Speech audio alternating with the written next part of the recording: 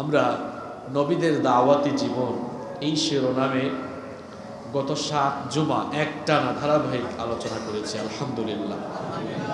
কোরআনুল কারীমে আল্লাহ তাআলা যে সকল নবী এবং রাসূলগণদের বায়োগ্রাফি বা দাওয়াতি জীবন নিয়ে কথা বলেছেন, আমরা সেই সকল নবী এবং রাসূলদের ব্যাপারে আলোচনা শুরু করেছিলাম। আল্লাহ তাআলা বিশ্ব মানবতার হেদায়েতের জন্য অসংখ্য নবী এবং রাসূল পাঠিয়েছেন। তার মধ্য থেকে যাদের নাম কোরআনুল কারীমে এসেছে এবং যাদের ব্যাপারে কোরআনে বর্ণনা এসেছে, আমরা তাদের ব্যাপারে আলোচনা শুরু করেছি। গত 7 জুমায় আমরা যাদের ব্যাপারে কথা বলেছি তারা হলেন পৃথিবীর প্রথম মানুষ এবং প্রথম নবী সাইয়্যিদিনা আদম আলাইহিস সালাম।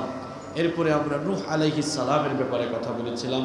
তারপরে আমরা হুদ আলাইহিস সালামের ব্যাপারে কথা বলেছি। এরপরে আমরা সালেহ আলাইহিস সালামের ব্যাপারে কথা বলেছি। তারপরে আমরা ইব্রাহিম আলাইহিস সালামের ব্যাপারে কথা বলেছি এবং সর্বশেষ আমরা আল্লাহর নবী সাইয়্যিদিনা লূত আলাইহিস সালামের সমকামী জাতি ধ্বংসের কাহিনী বর্ণনা করেছিলাম। সাইয়্যিদিনা ইব্রাহিম আলাইহিস সালামের ভাতিজা ছিলেন লূত আলাইহিস সালাম। আর ইব্রাহিম আলাইহিস সালামের সন্তানদের মধ্যে 2 সন্তানদের বংশধারা পৃথিবীতে সুখ্যাতি পেয়েছে, সুপরিচিতি পেয়েছে। তাদের মধ্যে একজন হলেন তার স্ত্রী হাজেরার গর্ভ থেকে জন্ম নেওয়া শিশু আল্লাহর নবী সাইয়্যিদিনা ইসমাঈল আলাইহিস সালাম, যাদের বংশধরকে বলা হয় বানু ইসমাঈল।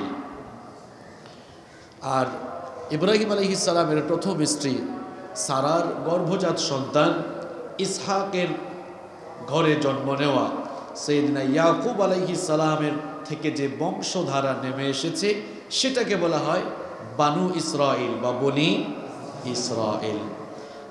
ইয়াকুব আলাইহিস সালামের পরে ঈসা আলাইহিস সালাম পর্যন্ত পৃথিবীতে যত নবী এসেছেন, যত রাসূল এসেছেন, সকল নবী ছিলেন বনি ইসরাইলের নবী, সকল নবী ছিলেন ইয়াকুব আলাইহিস সালামের বংশধর।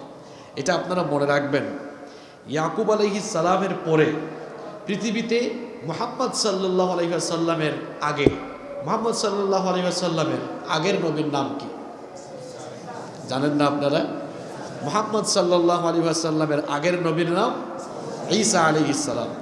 যে ঈসা আলাইহিস সালাম পর্যন্ত, ইয়াকুব আলাইহিস সালাম থেকে ঈসা আলাইহিস সালাম পর্যন্ত পৃথিবীতে যত নবী এসেছেন, যত রাসূল এসেছেন, সকল নবী সকল রাসূল ছিলেন বনি ইসরাইলের বংশধর।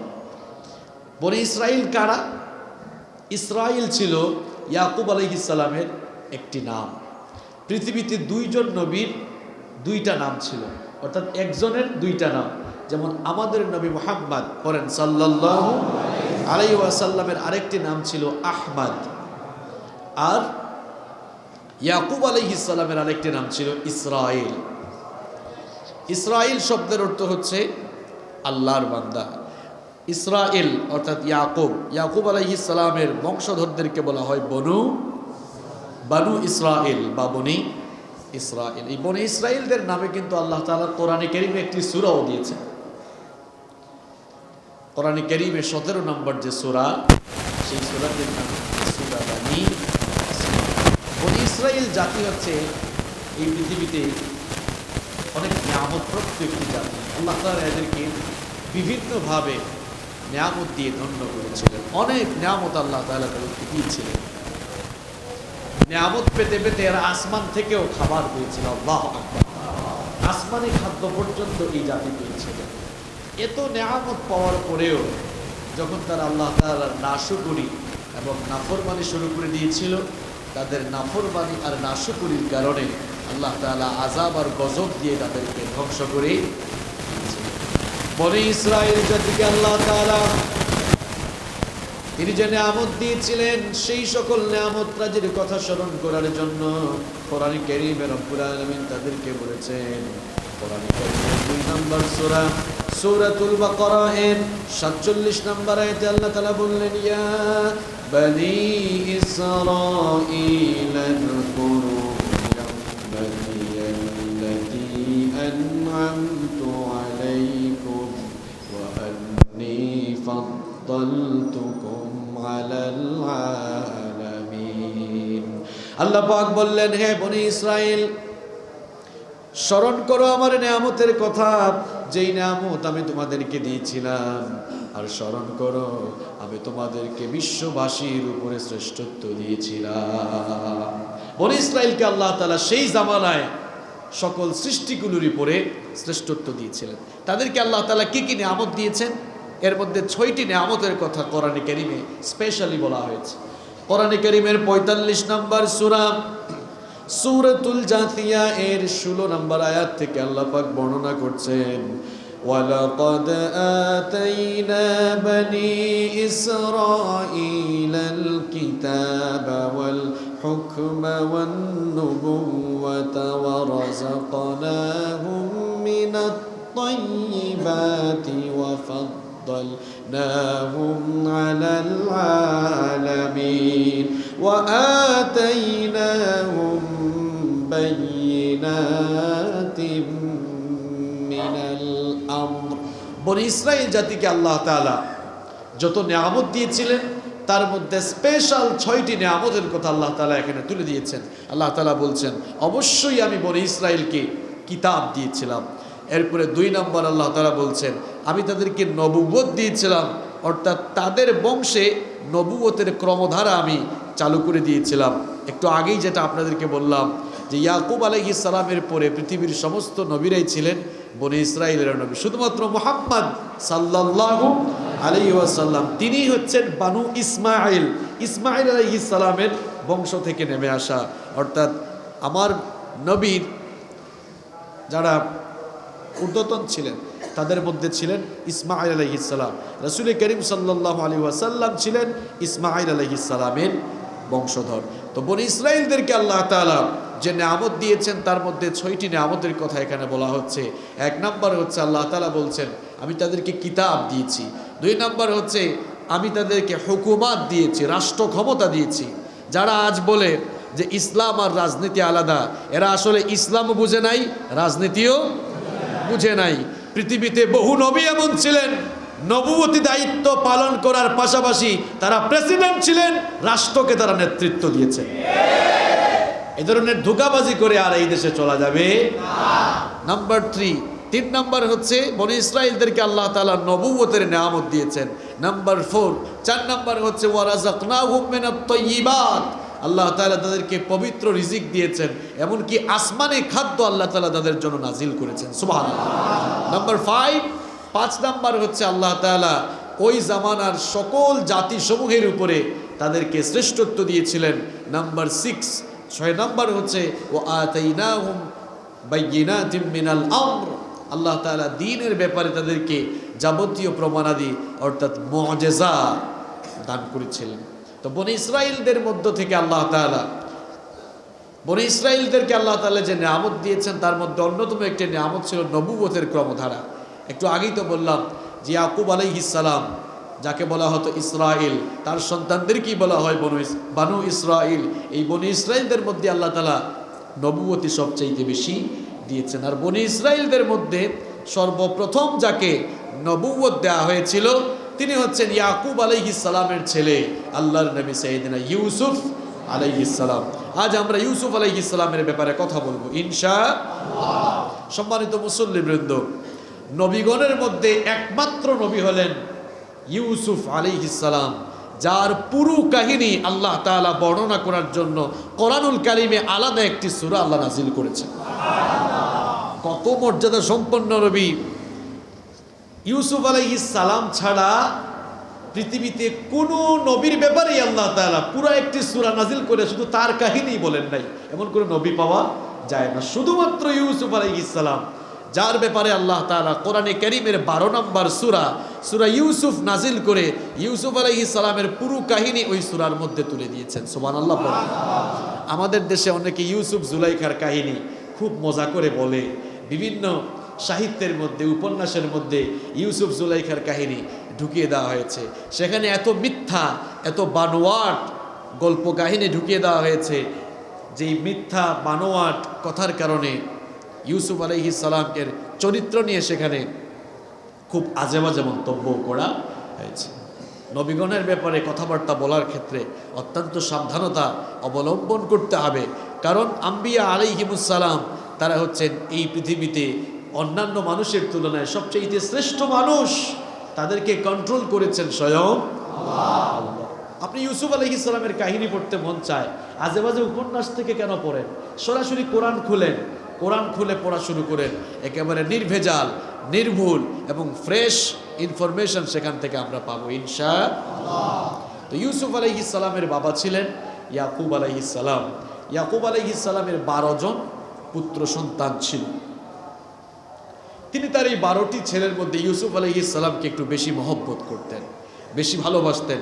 আর ইউসুফ আলাইহিস সালামকে আল্লাহ তাআলা এই দুনিয়ার অর্ধেক সৌন্দর্য দান করেছিলেন। সুবহানাল্লাহ, কি সুন্দর সুপুরুষ তিনি ছিলেন, যাকে দেখে চোখ ফেরানো যেত না।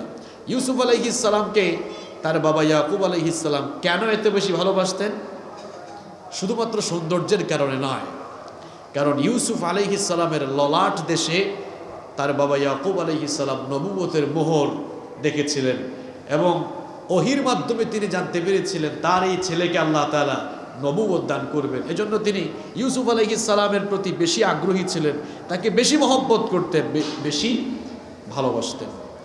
তো ইউসুফ আলাইহিস সালামের কাহিনী সূরা ইউসুফের মধ্যে, সূরা ইউসুফের 3 নম্বর আয়াত থেকে শুরু হয়েছে। ইউসুফ আলাইহিস সালামের কাহিনী কোরআনে যেভাবে এসেছে আমি সেভাবেই বলবো। আপনারা এর আগেও শুনেছেন, আমি যতজন নবীর আলোচনা শুরু করেছি, সকল নবীর আলোচনা শুরু করেছি সরাসরি কোরআন থেকে। আমি কোরআনের বাহিরে কোনো আজে বাজে কিচ্ছা কাহিনী বলি না। কোরআনের বাহিরে বিভিন্ন আজে বাজে কাহিনী যুক্ত করে রসকস লাগানো যাবে, কিন্তু এটা ঠিক হবে না। কারণ নবীরা পৃথিবীর শ্রেষ্ঠ মানুষ, তাদের ব্যাপারে কথাবার্তা বলার ক্ষেত্রে সাবধানতা অবলম্বন করতে। আমাদের দেশে আজ এক শ্রেণীর বক্তা বের হয়েছে, যারা নবীদের কিচ্ছা কাহিনী রসকস লাগিয়ে মানুষকে ভালো লাগানোর জন্য কিংবা নিজেরা ভাইরাল হওয়ার জন্য খুব মজা করে করে তারা নবীগণের কাহিনী মানুষের সামনে তুলে ধরে, নিজে একটু সাবধানতা অবলম্বন করে না, সতর্কতা অবলম্বন করে না। কি আর বলবো, আমরা মনে হয় কিয়ামতের একেবারে দ্বার প্রান্তে আছি। যা শুরু হয়েছে এখন দেশে, কথাবার্তা বলার ক্ষেত্রে সাবধানতা নাই, যার যা মন চায় সে তাই বলতেছে। ইসলামটাকে আজ যেন হাসির পাত্র বানিয়ে ফেলা হচ্ছে। ওলামায়ে কিরাম যারা আছেন তারা একটু ওজন করে কথা বলতে হবে। যে কথা বলা দরকার সেই কথাই বলা উচিত। এমন পাতলা কথা বলা উচিত না যেই পাতলা কথা বলার কারণে মানুষের কাছে আপনি পাতলা হয়ে যাবেন এবং ইসলামটাকে মানুষের সামনে আপনি হাসির খোরাক হিসেবে পৌঁছে দিবেন। এমন কথা না বলাই শ্রেয়। সম্মানিত ভাইয়েরা, তো ইউসুফ আলাইহিস সালামের কাহিনী শুরু হয়েছে 4 নম্বর আয়াত থেকে শুরু হচ্ছে। তিনি স্বপ্ন দেখেছিলেন। ইউসুফ আলাইহিস সালাম স্বপ্ন দেখলেন। স্বপ্ন দেখার পরে তিনি তার স্বপ্ন তার বাবার সাথে শেয়ার করলেন। সূরা ইউসুফের 4 নম্বর আয়াত থেকে কাহিনী এভাবে শুরু হলো, ইয ক্বালা ইউসুফু লিআবিহি ইয়া আবাতি ইন্নী রাআইতু আহাদা আশারা কাওকাবান ওয়াশ-শামসা ওয়াল কমারা রাআইতুহুম লি সাজিদিন। আল্লাহ তাআলা বলছেন, স্মরণ করো ইউসুফ যখন তার বাবাকে বলেছিল, গো আমার বাবা, আমি স্বপ্নে দেখেছি 11টি নক্ষত্র, সূর্য আর চন্দ্র আমার পায়ে সাজদায় অবনত হয়েছে। এই স্বপ্ন আমি দেখেছি। তার ছেলে ইয়াকুব আলাইহিস সালামের ছেলে ইউসুফ আলাইহিস সালাম যখন এই স্বপ্ন দেখলেন, ইয়াকুব আলাইহিস সালামকে তিনি যখন সেই স্বপ্নের কথা শেয়ার করলেন, ইয়াকুব আলাইহিস সালাম তার ছেলেকে বললেন, ক্বালা ইয়া বুনাইয়া লা তাকসুস রুয়াকা আলা ইখওয়াতিকা ফায়াকিদু লাকা কাইদা ইন্নাশ শাইতানা লিল ইনসানি আদুউম মুবিন। ইয়াকুব আলাইহিস সালাম তখন বললেন, ও আমার ছেলে ইউসুফ, শোনো, তুমি যে স্বপ্ন দেখেছ এই স্বপ্নের কথা তুমি তোমার ভাইদের সাথে শেয়ার করো না, তোমার ভাইদেরকে বলো না। তুমি যদি তোমার ভাইদের সাথে এই স্বপ্নের কথা শেয়ার করো তাহলে তোমার ভাইয়েরা তোমাকে নিয়ে ষড়যন্ত্র করবে, চক্রান্ত করতে পারে। এজন্য তুমি তোমার স্বপ্নের কথা তোমার ভাইদের সাথে শেয়ার করো না। ওয়াকাযালিকা ইয়াজতাবিকা রাব্বুকা ওয়া ইউআল্লিমুকা মিন تأويل الأحاديث ويتم نعمته عليك وعلى آل يعقوب كما أتمها على أبويك من قبل إبراهيم وإسحاق إن ربك عليم حكيم তিনি তার ছেলেকে বললেন এভাবেই আল্লাহ তাআলা তোমাকে মনোনীত করবেন আর তিনি তোমাকে স্বপ্নের ব্যাখ্যা শিখাবেন তোমার উপরে তার নিয়ামতকে পরিপূর্ণ করবেন যেভাবে আল্লাহ তাআলা তোমার পূর্বে তোমার পূর্বপুরুষদের উপরে নিয়ামত পরিপূর্ণ করেছিলেন ইব্রাহিমের উপরে ইসহাকের উপরে সেভাবে আল্লাহ তাআলা তোমার উপরেও তার নিয়ামতকে পরিপূর্ণ করবেন কিন্তু তুমি তোমার ভাইদের সাথে এই স্বপ্নের কথা শেয়ার করো না কারণ স্বপ্নের কথা তোমার ভাইরা শুনলে এমনিতেই তারা তোমাকে হিংসা করে আরো তোমার সাথে হিংসায় মেতে উঠবে তো ইউসুফ আলাইহিস সালামের 10 ভাইরা সবসময় ইউসুফ আলাইহিস সালামকে হিংসা করত ইউসুফ আলাইহিস সালামকে হিংসা করার কারণ হলো ইয়াকুব আলাইহিস সালাম ইউসুফ আলাইহিস সালামকে বেশি মহব্বত করেন বেশি ভালোবাসেন এই জন্য ইউসুফ আলাইহিস সালামের 10 ভাইরা এটাকে মেনে নিতে পারতো না এই জন্য তারা 10 ভাইরা একদিন একত্রে বসে সিদ্ধান্ত নিল একত্রে বসে তারা মিটিং আহ্বান করে পরস্পর বলাবলি করতে লাগলো তাদের কথাগুলো আল্লাহ কোরআনে কারীমে তুলে দিলেন সূরা ইউসুফের 8 নম্বর আয়াত থেকে আল্লাহ বলছেন ইয ক্বালু লা ইউসুফ ওয়া আখুহু আহাব্বু ইলা আবিনা মিন্না ওয়া নাহনু উসবাতুন ইন্না আবানা লাফি দালালিম মুবিন 10 ভাইরা একত্রিত হয়ে বলল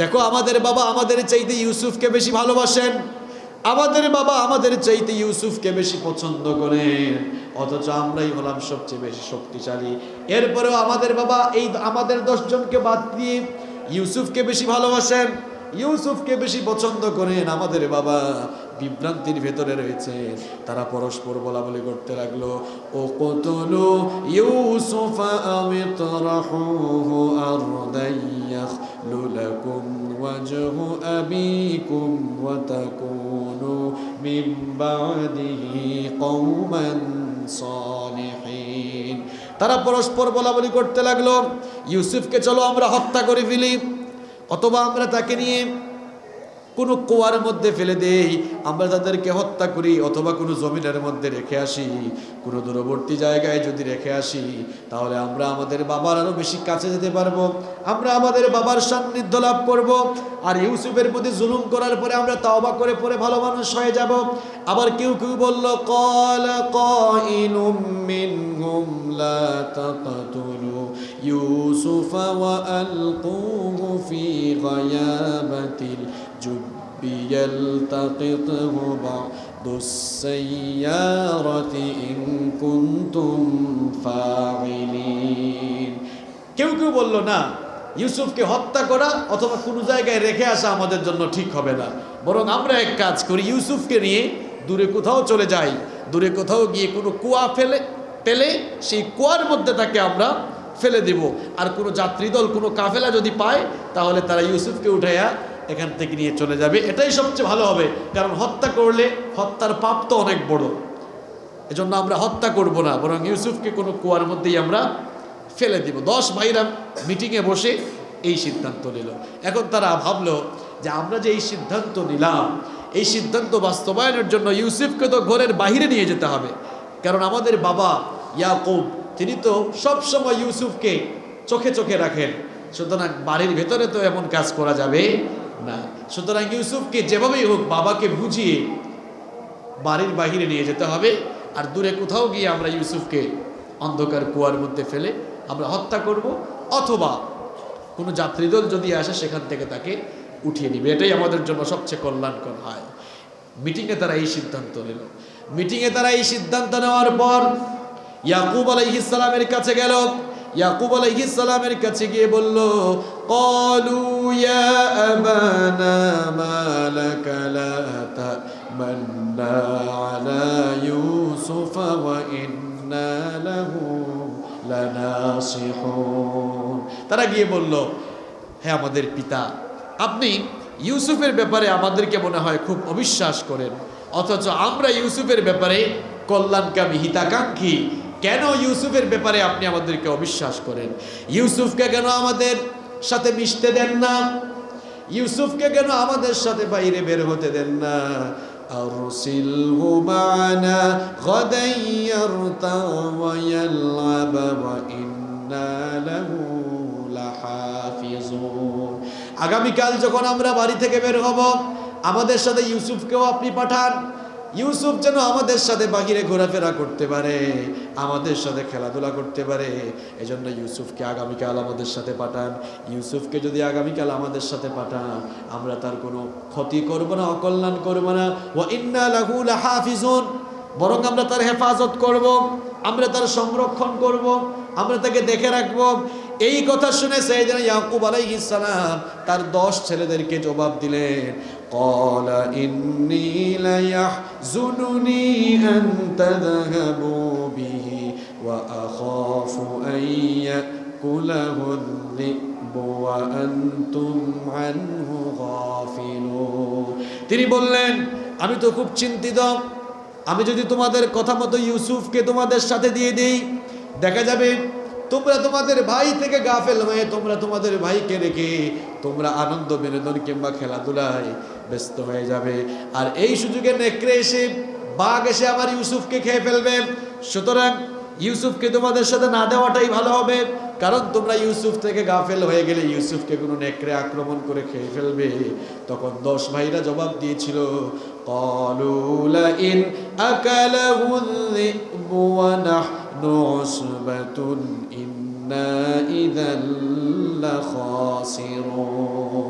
তারা বলল, হে আমাদের বাবা, আমরা 10 ভাই অত্যন্ত শক্তিশালী, আমরা 10 ভাই আমাদের ভাই ইউসুফকে নিয়ে বের হব, আর আমরা থাকা সত্ত্বেও বাঘ আমাদের ভাইকে খেয়ে ফেলবে, এটা তো হতে পারে না। এমনটা হলে তো আমরা ক্ষতিগ্রস্ত হয়ে যাব। বাঘ আমাদের ভাইকে আক্রমণ করে কিছুই করতে পারবে না, বরং আমরা আমাদের ভাইকে প্রোটেক্ট করব, হেফাজতে। এইরকম করে ইউসুফ আলাইহিস সালামকে বুঝিয়ে, এইরকম করে ইয়াকুব আলাইহিস সালামকে বুঝিয়ে, তারা তাদের বাবাকে বুঝিয়ে তাদের ভাই ইউসুফ আলাইহিস সালামকে নিয়ে পরের দিন ঘর থেকে তারা বের হয়ে গেল। ঘর থেকে যখনই তারা বের হলো, ইয়াকুব আলাইহিস সালাম তার ছেলে ইউসুফ আলাইহিস সালামকে যত দূর দেখা যায় তত দূর তাকিয়ে আছেন।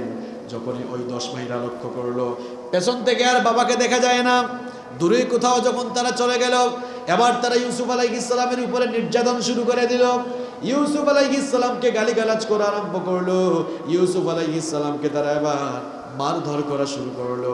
ইউসুফ আলাইহিস সালাম তাদেরকে বললেন, কি ব্যাপার ভাইরা আমার উপরে তোমরা টর্চারিং করো কেন? আমাকে গালিগালাজ করো কেন? আমাকে তোমরা মারো কেন?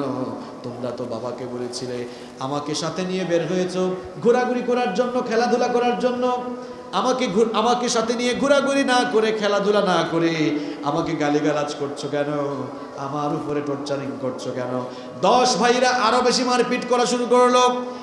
এরপরে তারা সবাই মিলে সিদ্ধান্ত নিল, কোরআনে কারীমে রব্বুল আলামিন বলছেন, ফালাম্মা যাগাবু বিহি ওয়া আজমাউ আন ইয়াজআলুহু ফি গায়াবাতিল জুব্বি ওয়া আওহাইনা ইলাইহি লাতুনাব্বিআন্নাহুম বিআমরিহিম হাযা ওয়া হুম লা ইয়াশউরুন। 10 ভাইরা এবার সিদ্ধান্ত নিল, ইউসুফকে আমরা অন্ধকার একটি কুয়ার মধ্যে ফেলে দিব। অন্ধকার কুয়া, একটি কুয়া তারা পেয়ে গেল।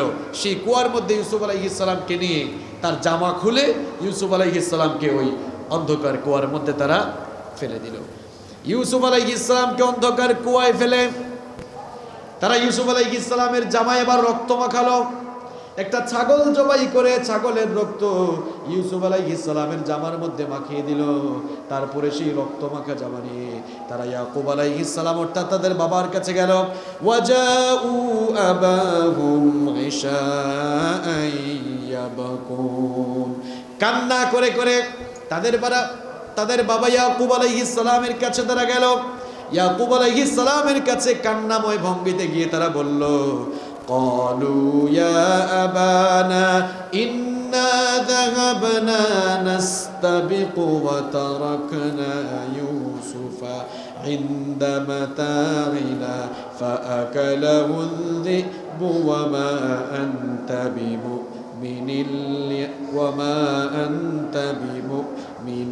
لنا ولو كنا صادقين তারা গিয়ে বলল, গো আমাদের বাবা, আমরা যখন ইউসুফকে নিয়ে বের হয়েছিলাম আমরা পরস্পর প্রতিযোগিতায় মত্ত হয়ে গেলাম, আর ইউসুফকে আমাদের মালপত্রের কাছে রেখে গিয়েছিলাম। মালপত্রের কাছে ইউসুফকে রেখে আমরা যখন প্রতিযোগিতা করতে গেলাম, ফিরে এসে দেখি একটা নেকড়ে ইউসুফের উপরে আক্রমণ করে ইউসুফকে খেয়ে ফেলেছে। আপনি তো আমাদেরকে বিশ্বাস করবেন না, এটা আমরা ভালো করেই জানি, কারণ আমাদের 10 ভাইদের থেকে আমাদের ভাই ইউসুফকে আপনি বেশি পছন্দ করেন। আমরা জানি আমাদের কথা আপনি বিশ্বাস করবেন না, এই জন্য আমরা সাথে করে প্রমাণ নিয়ে এসেছি। ওয়াজাউ আলা কামিসিহি বিদামিন কাযিবিন ক্বালা বাল সাওয়ালাত লাকুম আনফুসুকুম আমরা। তারা বলল, আমরা জানি আমাদের কথা আপনার বিশ্বাস হবে না, এই যে দেখেন রক্ত মাখা জামা নিয়ে এসেছি, ইউসুফকে যে বাঘে খেয়েছে, এই দেখেন ইউসুফের রক্ত এখনো জামার মধ্যে লেগে আছে। ইয়াকুব আলাইহিস সালাম তো নবী ছিলেন, নবীর সাথে মিথ্যা বললে নবী কি টের পাবেন না? অসাধারণ মানুষ। বাঘ কোনো বাচ্চাকে আক্রমণ করলে বাঘ কি এতই ভদ্র যে জামা কাপড় খুলে এরপরে আক্রমণ করবে? কথা বলেন না কেন? বাঘ কি এতই ভদ্র? বরং সে তার থাবা দিয়ে কাপড় চুপড় ছিন্ন বিচ্ছিন্ন করে তারপরে না খাবে। তো ইয়াকুব আলাইহিস সালাম তো নবী ছিলেন, বললেন, আমার ছেলেরা তোমরা কি আমাকে এতই বোকা পেয়েছো? আমার ইউসুফকে যদি বাঘ খেয়ে ফেলতো তাহলে যেই জামা তোমরা আমার কাছে নিয়ে আসলে, জামার মধ্যে শুধু রক্ত কেন? জামাটা তো ছিন্ন বিচ্ছিন্ন থাকার কথা ছিল, জামাটা ছিন্ন বিচ্ছিন্ন নয়। তোমরা যে রক্ত লাগিয়ে এনে আমার সাথে মিথ্যা বলছো, এটা কিন্তু আমি বুঝতে পেরেছি। তখন তিনি তার ছেলেদেরকে বলেছিলেন, ফাসবরুন জামিলুন ওয়াল্লাহুল মুস্তাআনু আলা মা তাসিফুন। তোমরা আমার কাছে বানিয়ে যে কাহিনী রচনা করলে, এ ব্যাপারে আমি আল্লাহর কাছে উত্তম সবর অবলম্বন করছি, কারণ তিনিই আমার জন্য সবচাইতে উত্তম আশ্রয়স্থল। আল্লাহু আকবার। ইউসুফ আলাইহিস সালামের 10 ভাইরা মনে করেছিল ইউসুফকে আমরা অন্ধকার কুয়ায় ফেলে দিয়েছি, ইউসুফ এখন অন্ধকার কুয়ায় হয় মারা যাবে, অথবা কোনো কাফেলা যদি এই কুয়ার পাশ দিয়ে অতিক্রম করে পানি সংগ্রহের জন্য বালতি ফেললে ইউসুফকে তারা সেখান থেকে উঠিয়ে সংগ্রহ করে ইউসুফকে তারা সাথে নিয়ে যাবে। ইউসুফ আলাইহিস সালামের অবস্থা কি হয়, পরিণতি কি হয় দেখার জন্য কয়েকদিন পর্যন্ত তারা ওই অন্ধকার কুয়ার প্রতি দৃষ্টি নিবদ্ধ রাখলো। কয়েকদিন পর্যন্ত ওই অন্ধকার কুয়ার কাছে তারা যাওয়া আসা করলো। হঠাৎ করে তারা দেখলো অন্ধকার সেই কুয়ার মধ্যে, সেই কুয়ার পাশ দিয়ে সিরিয়া থেকে মিশরগামী একটি কাফেলা ওই কুয়ার পাশ দিয়ে যাওয়ার সময় তারা তাদের পানি সংগ্রহকে কুয়ার কাছে পাঠালো পানি সংগ্রহ করার জন্য। কোরআনে কারিমে সেই ঘটনা এভাবে এসেছে, وقال الذي وجاءت سيارة فأرسلوا واردهم فأدلى دلوه قال يا بشرى هذا غلام। সেই কুয়ার পাশ দিয়ে সিরিয়া থেকে মিশরগামী একটি কাফেলা যখন যাচ্ছিল, সেই কাফেলার পানি সংগ্রহককে তারা বলেছিল, যেহেতু এখানে একটি কুয়া পেয়েছি, এই কুয়ার মধ্যে বালতি ফেলে পানি সংগ্রহ করো। পানি সংগ্রহক যখন কুয়ার মধ্যে পানি তোলার জন্য বালতি ফেললো, দেখা গেল বালতির মধ্যে পানি না এসে ইউসুফ আলাইহিস সালাম সেই কুয়া থেকে উঠলেন। ইউসুফ আলাইহিস সালামের মতো এত চমৎকার সুন্দর শিশু দেখে ওই পানি সংগ্রহক অবাক হয়ে বলেছিল, ইয়া বুশরা, আজীব এক সুসংবাদ আমাদের জন্য, হাদা গুলাম, খুব সুন্দর এক গোলাম আমরা পেয়েছি। সবাই তখন চলে আসলো, এসে বললো, হায় হায়, এত সুন্দর মানুষ কি হয়, এত সুন্দর এক গোলাম আমরা পেয়েছি। গোলাম বানিয়ে ফেললো তারা। এখন এটাকে আমরা আমাদের পণ্যদ্রব্যের সাথে নিয়ে মিশরে নিয়ে এই ছেলেটাকে বিক্রি করব, তাহলে আমরা অনেক টাকা পাবো। সেই যুগে মানুষ কেনা বেচা জায়েজ ছিল, দাস দাসী বিক্রি হতো। 10 ভাইরা প্রত্যেক দিন এখানে যাওয়া আসা করে। তারা যখন দেখলো আড়াল থেকে তারা যখন দেখলো একটি কাফেলা ইউসুফকে নিয়ে যাচ্ছে, তারা মনে মনে ভাবলো এমনি এমনি ইউসুফকে ছাড়া যায় না, এখানেও কিছু পয়সা ইনকাম করা দরকার। নাউযুবিল্লাহি মিন যালিক, এখান থেকেও কিছু পয়সা ইনকাম করা দরকার। ওয়া আসরু বিদাআতান ওয়াল্লাহু আলিমুম বিমা ইয়ামালুন। ওই কাফেলার লোকেরা তারা তাদের পণ্যদ্রব্যের সাথে ইউসুফ আলাইহিস সালামকে লুকিয়ে ফেললো। আল্লাহ তাআলা বলছেন তারা যা করছে সব জানেন কে? 10 ভাইরা গিয়ে বলল, কি ব্যাপার, কই যাও একে নিয়ে? তো আমাদের গোলাম ছিল, চুরি করে নিয়ে যাওয়ার কোনো সুযোগ নাই, আমাদের এই গোলামের কোনো দরকার নাই, তোমাদের কাছে বিক্রি করব, তবে এটাকে কিনে নিতে হবে। কাফেলার লোকেরা তারা ভাবলো মনে মনে, এটা যেহেতু আমাদের এলাকা না, তাহলে এদের সাথে তর্কে জড়ানো ভালো মানুষের কাজ হবে না, যেভাবেই হোক কিনে নিয়েই আমরা চলে যাই। বলল কি চাও, কত চাও? তখন দেখা গেল খুব নগণ্য কিছু দিরহামের বিনিময়ে তারা তাদের ভাই ইউসুফ আলাইহিস সালামকে ওই কাফেলার কাছে বিক্রি করে দিল। কোরআনে কারীমে এভাবে এসেছে, ওয়াশারাউহু বিসামানিন বাখসিন দারাহিমা মা'দুদাতিন ওয়া কানু ফীহি মিনাজ জাহিদিন। খুব অল্প কিছু দিরহামের বিনিময়ে তারা তাদের ভাই ইউসুফকে ওই কাফেলার কাছে বিক্রি করে দিল। ওই কাফেলার লোকেরা যখন ইউসুফ আলাইহিস সালামকে নিয়ে মিশরে গেল, মিশরের যেই বাজারে মানুষ কেনা বেচা হতো, ওই বাজারে নিয়ে যখন ইউসুফ আলাইহিস সালামকে তারা উঠালো, দেখা গেল অন্যান্য সকল দাস দাসীদেরকে রেখে সকল লোকেরা এসে ইউসুফ আলাইহিস সালামের চারপাশে ঘুরঘুর করছে। আল্লাহু আকবার। দেখা গেল বাজারে যত দাস দাসী এসেছে, সব চাইতে বেশি মনোযোগী মানুষ ইউসুফ আলাইহিস সালামের প্রতি হয়ে গিয়েছে, কারণ এত সুন্দর বালক মিশরবাসী জীবনে কোনোদিন দেখে নাই। এখন কে কিনবে? কেনার জন্য একজনের উপরে আরেকজন দাম বলে, একজনের উপরে আরেকজন দাম বলে। এখন যিনি কিনে নিয়ে গিয়েছিলেন যেই কাফেলা, সেই লোকটা মনে মনে ভাবলো ভালোই তো হয়েছে, এমন এক গোলাম পেয়েছি, এই গোলাম দিয়েই আমার জীবন একেবারে পাল্টে যাবে। মিশরের অর্থমন্ত্রী যিনি ছিলেন, মিশরের অর্থমন্ত্রী ঠিক সেই সময়ে বাজারের পাশ দিয়ে অতিক্রম করছিলেন। তার নজরে আসলো যে একজন দাসকে কেনার জন্য সবাই যেভাবে দামাদামি করছে, এটা তার নজরে আসলো। তিনিও সেখানে গিয়ে এমন এক চড়া মূল্য তিনি সেখানে বললেন যে ওই মূল্যের ধারে কাছে যাওয়ারও কারো কোনো ক্ষমতা ছিল না। দেখেন, এটা ছিল আল্লাহ তাআলার পরিকল্পনা, এটা ছিল আল্লাহ তাআলার পরিকল্পনা।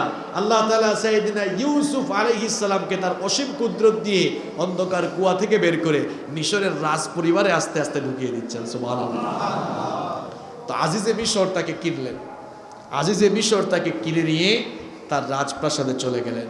রাজপ্রাসাদে গিয়ে আজিজে মিশর তার স্ত্রী জুলাইখাকে ডেকে বললেন, ওয়াকাল আল্লাযী ইশতারাহু মিন মিসর লিইমরাআতিহি আকরিমি মাসওয়াহু ওয়াসা আন ইয়ানফা'না আও নাত্তাখিযাহু ওয়ালাদা। যেই লোক তাকে কিনেছিলেন, অর্থাৎ আজিজে মিশর, মিশরের যিনি অর্থমন্ত্রী ছিলেন, মিশরের অর্থমন্ত্রী ইউসুফ আলাইহিস সালামকে বাজার থেকে কেনার পর তিনি তার রাজপ্রাসাদে গিয়ে তার স্ত্রী জুলাইখাকে ডেকে বলেন, আমি একে কিনে এনেছি, এর থাকার উত্তম বন্দোবস্ত করো। অন্যান্য দাস দাসীদেরকে যেভাবে রাখা হয়, অন্যান্য চাকর বাকরদের সাথে যেভাবে আচরণ করা হয়, তার সাথে কিন্তু ওই রকম আচরণ করা। এই বাড়িতে রাজপুত্রের মতোই রাখো, যেহেতু আমাদের কোনো সন্তান নাই, তার প্রতি আমরা সন্তানের মতো আচরণ করব, সে আমাদের উপকারে লাগতে পারে। অন্যান্য দাস দাসীদের মতো তার সাথে আচরণ করো না। এবার আল্লাহ তাআলা বলছেন, ওয়াকাযালিকা মাক্কান্না লিইউসুফা ফিল আরদি ওয়ালিনুআল্লিমাহু মিন তা'ওয়িলিল আহাদিস। আল্লাহ তাআলা বলছেন, এভাবেই আমি আমার কুদরত দিয়ে ইউসুফকে মিশরের জমিনে প্রতিষ্ঠিত করার ব্যবস্থা করলাম। আর ইউসুফ যে ছোটবেলায় স্বপ্ন দেখেছিল, স্বপ্নকে বাস্তবায়িত করার পথে আমি তাকে পরিচালনা করা শুরু করলাম। 10 ভাইরা মনে করেছিল ইউসুফকে আমরা অন্ধকারে কুয়ায় ফেলে দিয়েছি, ইউসুফ অন্ধকার কুয়ায় হয় মরে যাবে। দেখা যায় ইউসুফ আলাইহিস সালাম অন্ধকার কুয়ার মধ্যে মরলেন না, বরং যাত্রী দল সেখান থেকে তাকে উদ্ধার করলো। যাত্রী দল যখন উদ্ধার করলো, ওই যাত্রী দলের কাছে তারা আবার বিক্রি করলো এই শর্তে যে খবরদার ইউসুফ যেন আর এদিকে কখনো ফিরে আসতে না পারে। তারা মনে মনে ভেবেছিল ইউসুফ কোনোদিন আমাদের কাছেও আর আসতে পারবে না। ইউসুফকে হত্যাও করতে পারলো না। হত্যা না করার পর সেখান থেকে তারা বের করে দিল।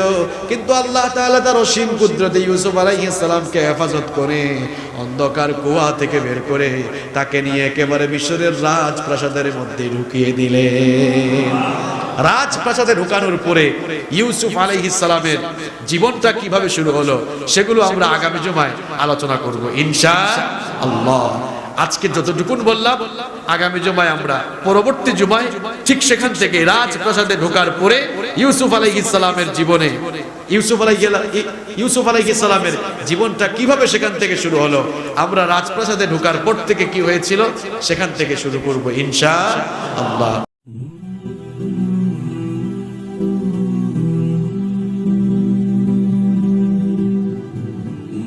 Islamic Voice. Follow Islam as your lifestyle.